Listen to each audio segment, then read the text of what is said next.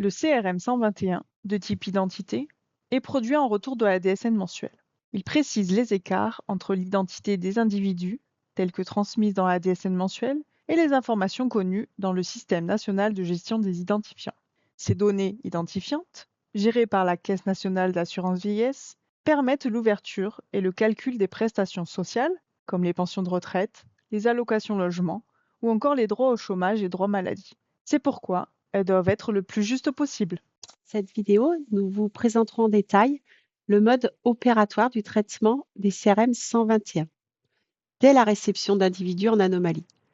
Cet outil clé vous guidera dans la correction des données identifiantes telles que le NIR, le nom et la date de naissance. Nous vous expliquerons également comment traiter ces écarts de manière simple et corriger rapidement les données directement dans la fiche salarié. À l'ouverture du dossier, en cas d'individu en anomalie, une pop-up s'ouvre pour vous indiquer si les individus ont des données en écart ou s'ils sont non reconnus. Vous avez alors deux options, soit traiter immédiatement le CRM en choisissant l'option Traiter le CRM identité, soit l'ignorer pour l'instant et revenir plus tard via l'état d'avancement en sélectionnant Traiter le CRM identité dans la section Contrôle. Intéressons-nous dans un premier temps aux individus présentant des écarts.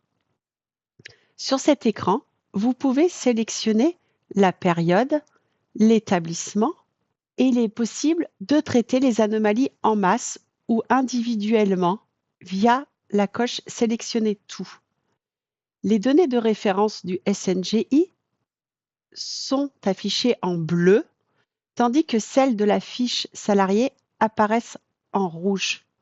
Si la donnée de référence est identique, la donnée bleue, à celle de la fiche salariée, suite à une correction de la fiche salariée après le dépôt de la DSN, le statut sera marqué Traité avec une pastille verte.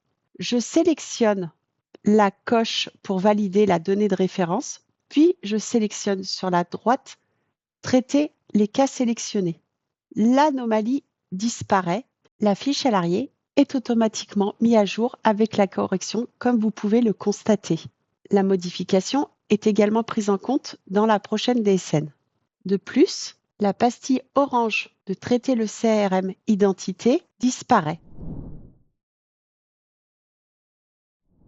Passons maintenant au deuxième cas, celui des individus non reconnus.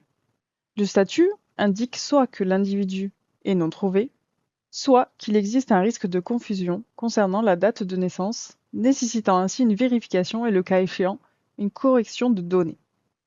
En effectuant un clic droit sur le nom et prénom du salarié, vous pouvez accéder directement à sa fiche et apporter les corrections nécessaires.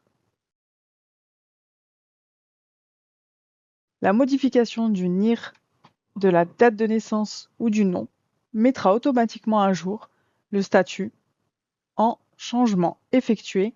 Néanmoins, la donnée reste à vérifier.